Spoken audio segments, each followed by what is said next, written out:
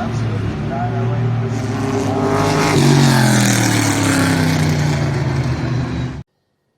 Hello everybody, welcome back to Forza Horizon 5 with another Baja build, and this is the Vauxhall Lotus Carlton, one of my all-time favorite sedans. It's brilliant. It's also gonna be interesting, shall we say. We've never had a 90s touring car sedan. We've had modern sedans, we've had 90s sports cars, and to be honest, 90s sports cars haven't fared particularly well. They've been so focused on handling, they don't necessarily have the grunt. But this being a bit heavier than the Celica and the Eclipse, maybe it won't be terrible. Sadly, we do have to remove the iconic wing and replace it with Forza's idea of aerodynamics. 255s on the front, not great. 285s in the rear, better. That is better. Max track width, still, interestingly enough, not actually filling the arches. Normally, track width fill arches. Have the Carlton's wheels been that far inset from the fender flares? Or is that just a Forza bug, like the Audi? Because they're nice and flush over there. I think that's just a Forza bug. I think the wheels are too far in. Also, that adds a lot of PI. I didn't realize just how much PI that added. Okay. We don't want... Nope, not race. I'm not a complete idiot. We might do that for a challenge one day, but... I think we're gonna have to choose between power and weight. And you know what? I think, because the Carlton is known for its incredible speed, we're gonna do a power build this time. I don't know why. I just feel like doing a power build. So, okay. Let's do that. Maybe try to get one stage. 2 stages, actually. I mean, that's not bad. 600 horsepower is not bad at all. So we go over here, get the off-road diff, and then just pow... Oh. That's it for power. 630... Can I... Before I finish, can I sneak on you? No. What about you? No. Alright, so it is 613 horsepower, 600 foot-pounds of torque. Not the lightest vehicle, but maybe a bit of moderation. Not the most power, not the least, not the heaviest, not the lightest. Maybe that moderate tone will do quite well. You won't believe me when I say this, but our target is still the Maserati Indy car, the 8CTF, with a 226.4. It's been the leader for a while now. Nothing's even gotten close. The closest is the Sierra, and that's still the 227.9, basically. So, I don't know if the Carlton's going to have the sheer pace to beat that. Then again, I didn't think the Maserati had the sheer pace to win. So, you never know. We will have to wait and see. Very short gears. Not turning. Very short gears on that straightaway. But that might work in our favor. Keep the acceleration nice and high. Now we're going to do this. Late brake. I clearly hit that checkpoint. I clearly hit that game. That was not very kind of you. Oh, understeer. Okay, it wasn't turning. It just was not turning. I was trying to do a sneaky line like I did with the Arctic truck, and it just was not having it. It was just not having it. That's less understeer. I don't know why I decided to just stop turning on that section. I carry too much speed. I don't know. I'm able to go flat out through there. That is good. Flat out is what we need. And very fast, 107, too fast, too fast, too fast, too fast, too fast. We're just gonna do a little donut here, clip that. Okay. This is just a trial run, getting used to the vehicle. Don't fret too much, okay? But you have a good amount of speed. That's as fast as some vehicles have gone up there, you know, with a proper run. And this thing did it not from a perfect run, did it from a spin out, basically. A little bit down on the brakes. Yeah, it doesn't seem to like high-speed corners. it's fine once you turn in, so far anyway, based on my, first impressions. It doesn't seem to like the high speeds. So that's going to be something to watch out for. Yeah, this has been a scruffy run. I'm trying to get used to the vehicle, and I'm just... Well, I'm doing the first lap explorations, which is just all over the place. Okay. I will say it does have good acceleration despite the weight. It's not the fastest accelerating vehicle. I think that still is the Defender, the 110, which had 1,000 horsepower. So, kind of makes sense, and this only has a measly 620. Yeah, I like that line, so I might actually try not handbraking through there. If I can get that line again, but, braking later, I might actually want to try that line. Oh, understeer. Oh, yeah. Okay. This vehicle does not like high-speed corners. At all. I think I'm going to have to change my driving style. I normally like to just chuck vehicles in. I have a very aggressive driving style in this game. I think this has to be a lot of coasting into corners and then powering through the exit. Because it just doesn't have that initial front-end grip. Once it gets turned, it's fine. But trying to get that turning, especially at high speeds, it just goes and goes and goes. And that's not what we want. At all.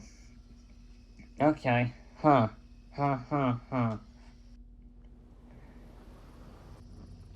I have no conception of how this car is gonna fare because, that run was simply atrocious in every way. Hopefully this will give us a better comprehension of where this vehicle might end up being on the leaderboard, see just how good or bad it is. A lot of coasting through these corners, so the first half of the corners. A lot of coasting.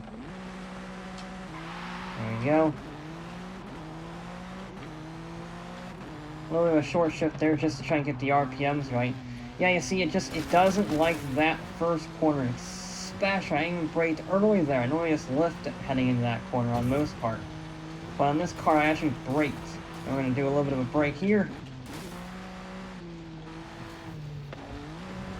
Oh, you see, I made the corner, but it's just, the Carlton just gets traumatizing understeer. I don't understand why it's getting so much understeer. I mean, I know the front tires aren't exactly the biggest at 255s, but it's not like it weighs a whole lot either, and it's just a dog. Of course, that's an insult to dogs. It just doesn't turn. It's like a Bard. I mean, I know it's a big old sedan, but it's still tuned by Lotus. And Lotus know a thing or two about making a good handling vehicle, and this vehicle is renowned for being exceptional on the track or in the police chase. And yet, on the dunes, it's struggling. It's struggling a lot. I guess that makes sense. It's out of its comfort zone, but in the realm of Forza, where this thing is sort of normal, I am a little bit surprised. There we go. That's a slightly better one there. Let's try and... There we go. We do at least have a smooth run through this section. No real issues. A little bit of a slide, but that's not a problem. And you see, again, it can't carry the corner speed. Of course, I said all of this about the Maserati. And the Porsche, for that matter. And I think those are both in the top 5, but the Maserati still leading. So, I could be very, very wrong. I just used a dab of handbrake just to get that front end middle of the turn. I was a bit shallow on that line. I carried more speed, which when I got more air time on that bump. Not a problem, didn't really cost us anything.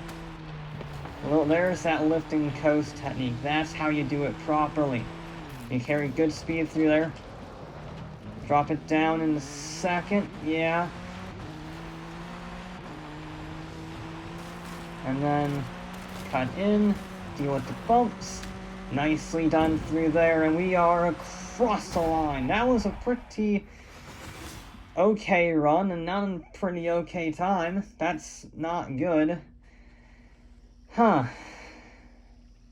We have one final attempt, and honestly, I am not liking it so far. I don't have very high expectations. This vehicle is pretty far down the order, which is a shame because I love the Carlton. The Carlton is an icon. I absolutely adore it, but it is not doing this very well on the dunes. It is way off the pace. I'm going to give it all I got, but honestly, I'm just going to try and get a clean run without any understeer, and I don't think I can do that. I'll give it a good whirl, but yeah, look at how slow I have to start that corner, and I have to go below 60 miles an hour through there. I am power on the way out for sure, but that is a very slow corner entry. And then, again, very slow corner entry. You can see it really, there's a lag between my input on the joystick and the actual turning of the vehicle. It just, it doesn't go. I can use a little bit of oversteer there to try and help it a bit, but honestly, it is a struggle to get this vehicle turned. We do get a good run, a good line through there. We carry good speed. Shut a little bit off on the landing, but not exactly too bad. Again, use that handbrake. Good late apex, so we have to use this power as much as possible, because, yeah, this thing really struggles to turn in, so brake nice and hard on the open, and then power through the exit as late as I dare.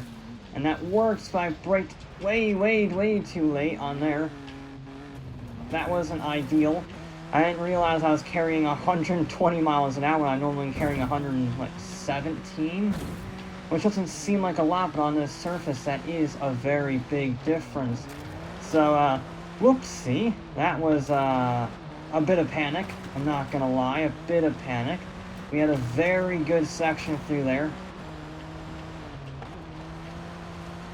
It is definitely been a cleaner run. A clean run is what we need in a vehicle like this. We can't afford to run wide. We need to get every corner spot on in order to maximize the straightaway, so this thing will excel. It's all-wheel drive. I mean, everything else is too, but the 600 horsepower is considerably more than even the more handling-focused vehicles like the Toyotas, like the Forsberg Racing 280. We can't really afford to do that. We can't afford to spin the wheels up. But those are incidents where few and far between. One more jump to go. Bounce it off the rev limiter. Who cares? Can't bounce it out wide that way. That's non-negotiable. There we go. That's better. Costs us a little bit of momentum. I guess that's a penalty. We are across the line. How good was it? It wasn't much better. It wasn't much better. Huh. Well, slightly underwhelming. It does, though, just by the skin of its teeth, beat the Bronco R, our baseline. That did a 232.239. That did a 232.22. A lot of twos in that number. But there you go. It's well off the pace. It's near enough 6 seconds slower than the Maserati. That's a lot. That's a lot of time. And that was a pretty good run. I had a few running wide moments, but otherwise, that makes me a little sad, to be honest. I'm not gonna lie. Because I love the Carlton. The Carlton's amazing. And the fact that it didn't do very well is a little bit disheartening. Turns out vehicles from the 90s just really struggle. I mean, the only exception is maybe the ACR Viper, but that's still in 7th. That's the best of the 90s. The Carlton just, it didn't have the pace. It did not have that front end turn that the other vehicles had, that the Mercury had, that the Maserati had. I mean, the Maserati, once you got it right, was just smooth. You can't be smooth with this because it gets so much understeer. I guess it's just the front tire sizes. It really struggles to get that front turn. I have no problems other than that front end. If it gets turned, if it had 285s all around even, it would probably be unstoppable. There's room for it in the front fenders. I don't know why Forza didn't give us bigger tires, or at least bigger tire widths, so maybe you can have slightly better turn-in.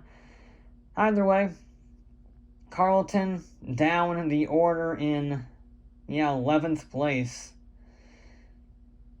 Disappointing, for sure. But having a Carlton in Forza is never a bad thing. Anyway, that'll be it for this episode of Forza Horizon 5. I'll be back with more.